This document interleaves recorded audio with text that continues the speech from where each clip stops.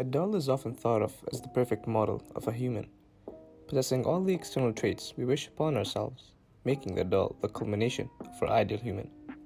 However, from the inside, dolls don't have a soul or emotion, making them empty shells that simply exhibit beauty and are no more than tools to be used. Such is the doll named Violet Evergarden, the show's main protagonist, who undergoes tremendous change. The draw of the show is a distinctly mature story that's grounded in the reality of a life after war. It's as relevant in this day and age as it would be during warring times. The show excels in every aspect: drama, romance, music, and characters. Moreover, it's only 13 episodes, so it's a very small commitment for anyone thinking about watching the show. The setting of Violet Evergarden is inspired by the early 20th century Europe. This atmosphere is built from the area's culture, societal structure, and the rebuilding atmosphere displayed post-war, as many people attempt to reacclimatize to their daily life after years of struggle. But even with this established setting, the story does not focus on the world, but rather the effects of the current social climate on individuals and how it leads people to a need to connect with others. Thus lies Violet's role as an auto-memory doll, a ghostwriter who helps their clients with expressing their feelings on paper. At its core, the show revolves around the intricacies of human relationships and exploring the concept of love. Exploring storylines like a sister's care for her crippled brother, a son's gratitude to his loving parents, and a mother's love toward her daughter. All these storylines may seem disconnected, but the interactions Violet has with each of these people helps her discover the meaning of love and understand her bond with the only man who saw her as something more than a weapon. The show explores the repressed humanity of its main heroine and how her job as a doll leads her to rediscovering her lost emotions. The majority of episodes are standalone stories that serve to show how Violet develops into a more competent ghostwriter and a more emotionally sensitive human as a result of her exposure to those variety of people who all have their own worries and difficulties in life. However, the biggest detriment for new viewers getting into the show is its slow pacing. The deliberate slow pacing to enthrall the viewer into the world and its characters can sometimes be viewed as a negative, as the real essence of the show is only really presented from episode 5 onwards. However, I personally enjoyed the show's slow burner style, where the viewer is learning alongside Violet and being taken on a journey.